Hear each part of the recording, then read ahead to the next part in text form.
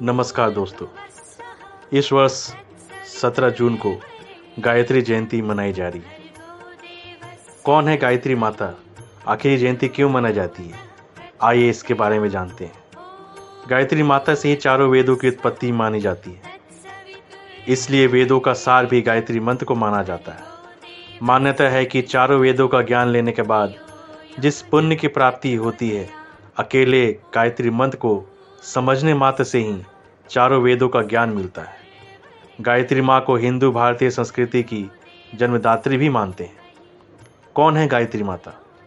चारों वेद, शास्त्र और श्रुतियाँ सभी गायत्री से ही पैदा हुए हैं। वेदों की उत्पत्ति के कारण इन्हें वेद माता कहा जाता है। ब्रह्मा, विष्णु और महेश तीनों देवताओं के आराध्य भी इन्हें ही माना जाता है, इसलिए इन्हें देव माता भी कहते हैं। समस्त ज्ञान की देवी भी गायत्री हैं, इस कारण गायत्री को ज्ञान गंगा भी कहते हैं। इन्हें भगवान ब्रह्मा की दूसरी पत्नी भी माना जाता है। माँ पार्वती, सरस्वती, लक्ष्मी के अवतार भी गायत्री को ही कहा जाता है।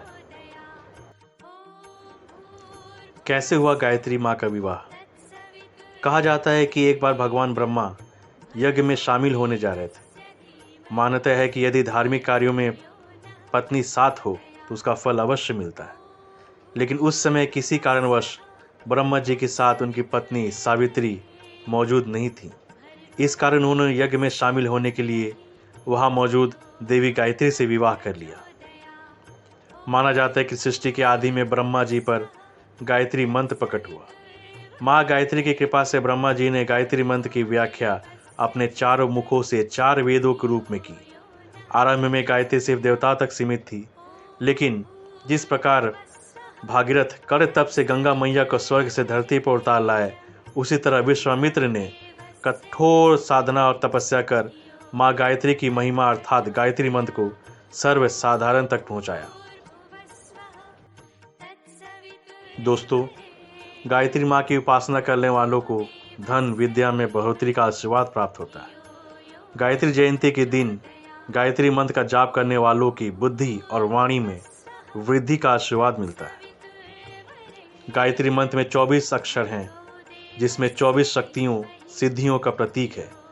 गायत्री जयंती के दिन आप सूर्योदय के पूर्व स्नान करके पूजा स्थल पर पूर्व दिशा में मुख करके बैठें।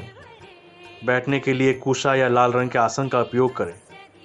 तत्पश्चात गायत्री मंत्र का कम से कम 24 बार जाप करें। गायत्री मंत्र इस प्रकार है: ओम भूर्भुवस्वः तत्सवितुर्वरेण्यं भर्गो देवस्य धीमहि धियो यो नः प्रचोदयात्। आपकी सारी बाधाएं, सारी समस्याएं माँ गायत्री समाप्त करें और आपकी ज़िंदगी में सुख, शांति और वैभव प्रदान करें। जय माँ गायत्री।